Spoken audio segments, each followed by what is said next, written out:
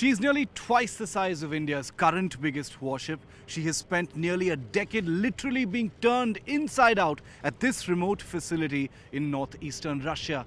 Her lumbering journey into the Indian Navy's hands has spanned 3 government tenures, enormous intrigue and a great deal of controversy. But now she's ready to do what she was built to. Today I stand on her deck to bring you this, the story of INS Vikramaditya.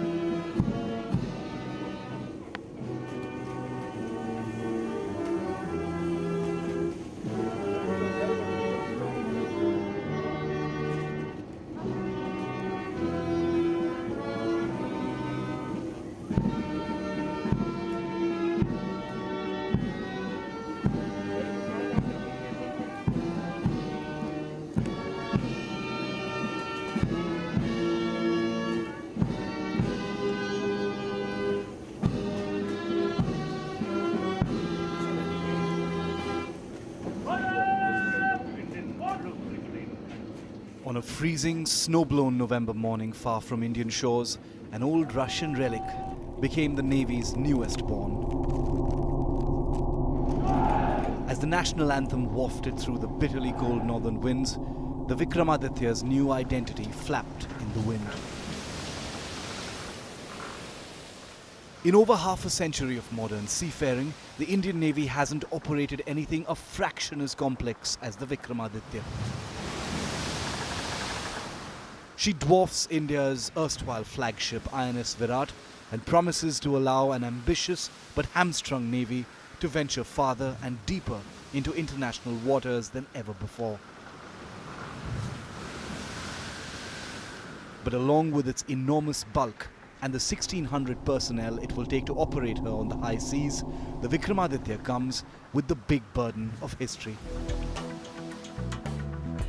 For one thing, Vikramaditya is this ship's third name. She was originally commissioned into the Russian Navy as Baku in 1987, then renamed after naval pioneer Admiral Sergei Georgievich Gorshkov when the Soviet Union collapsed 4 years later. She may look spanking new today, and in many ways she truly is, but her journey into Indian hands began 2 decades ago. In 1994, P.V. Narasimha Rao, who was both Prime Minister and Defence Minister at the time, was offered the Soviet-era Admiral Gorshkov aviation cruiser. The Indian Navy was immediately interested. But in the turbulent few years that followed politically in Delhi, the offer receded to the notorious Indian back burner. The first of many delays that would plague Project 11430, as it was codenamed.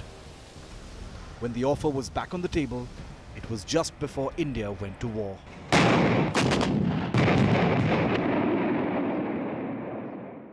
In 1999, shortly after the Kargil War, the Atal Bihari Vajpayee government was offered a little-known Russian warship that had been rotting in its dock for more than a decade. Russia said, "The Admiral Gorshkov is yours for free. All you need to do is pay for repairs and re-equipment." In the best traditions of India's notoriously slow decision-making when it comes to defense, it took nearly 5 years for India to sign on the dotted line. In July 1999, the ship was towed to Sverodvinsk, a Russian Cold War-era shipbuilding town famous as the site for the country's only manufacturer of nuclear submarines, Sevmash. After a decade of negotiations, the elusive contract was signed on the 20th of January 2004 in the presence of then Defense Minister George Fernandez and his visiting Russian counterpart Sergei Ivanov. It was the biggest defense deal thus far between the two old allies. By the end of that year, work had begun in earnest to transform a rusting heap of forgotten metal into the shining aircraft carrier that the Indian Navy had been promised. But as the first Russian engineers entered the insides of the great ship, they reeled in horror. A close inspection of the Gorshkov showed that she would never be repaired and refurbished in the promised 52 months.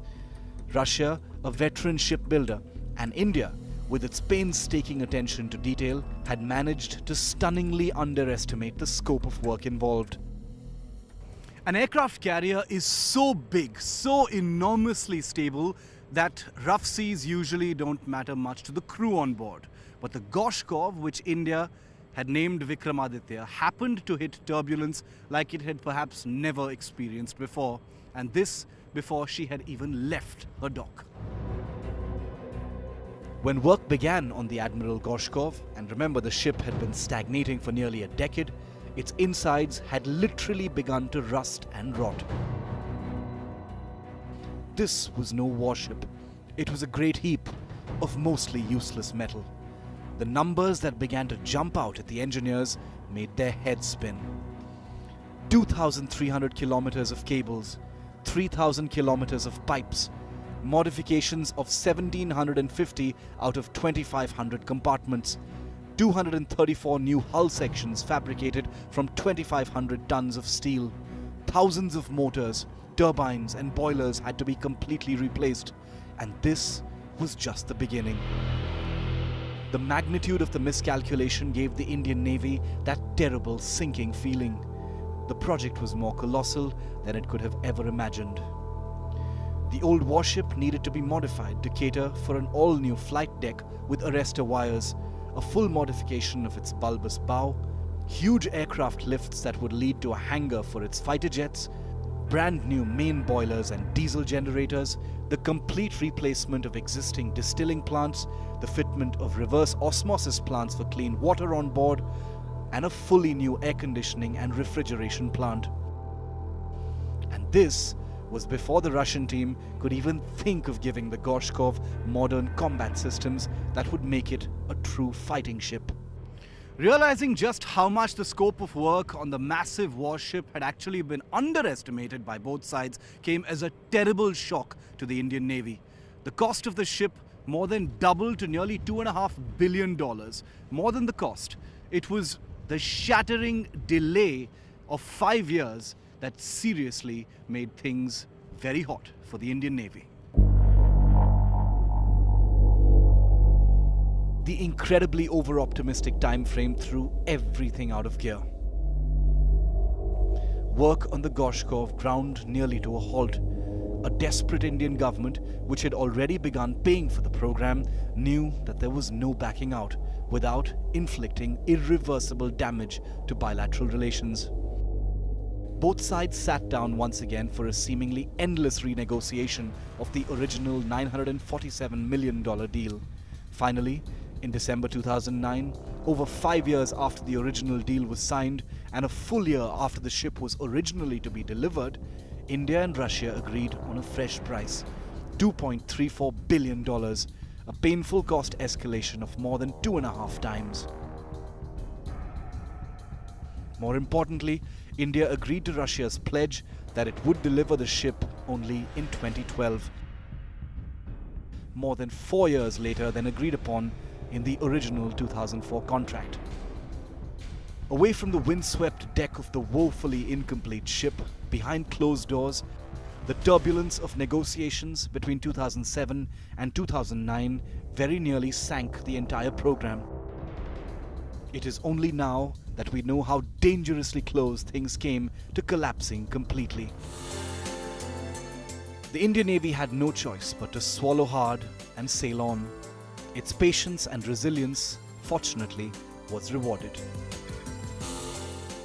Slowly, very slowly, the promised transformation took place.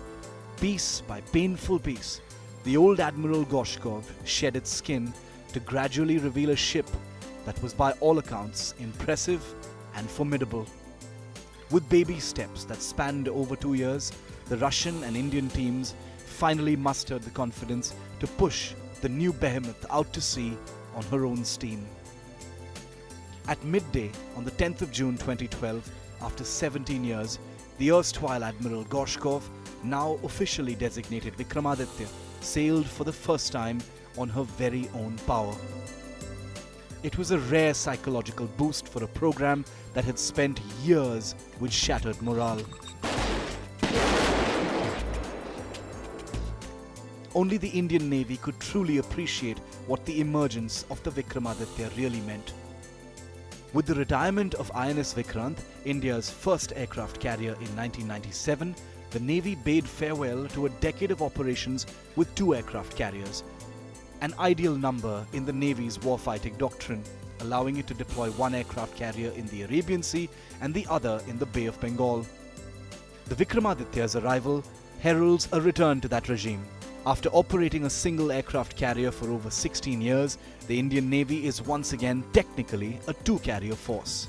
The aging INS Virat, which has sailed for over 50 years, now has very welcome company. India's sole operational aircraft carrier, INS Virat is, quite frankly, on her last legs.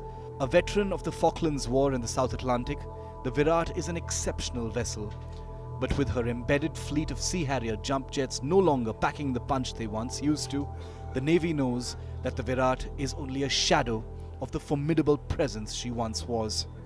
Even so, the Indian Navy hopes to push the old British warhorse and keep her in service till the end of this decade.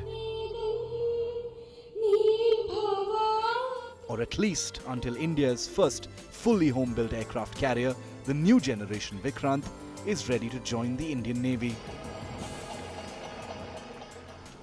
By that time, the Navy would have had a chance to open up the Vikramaditya in open ocean and discover what she's truly capable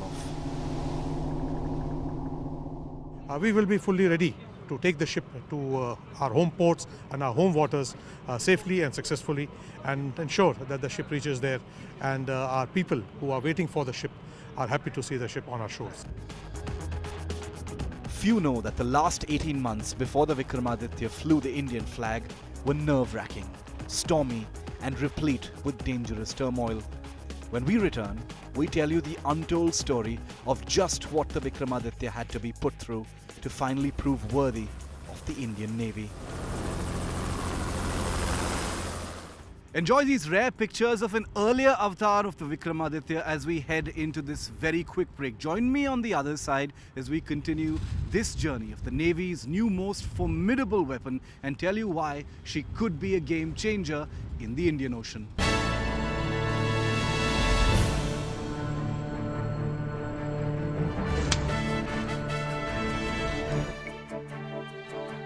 Being turned inside out at this remote facility in northeastern Russia.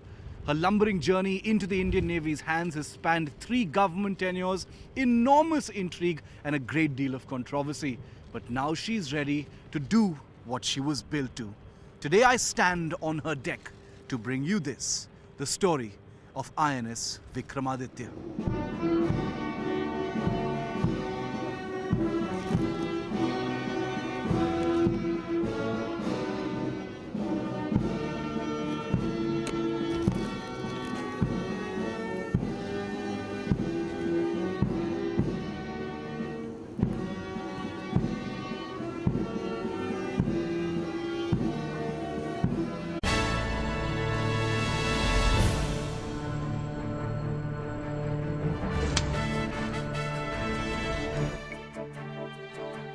She's nearly twice the size of India's current biggest warship. She has spent nearly a decade literally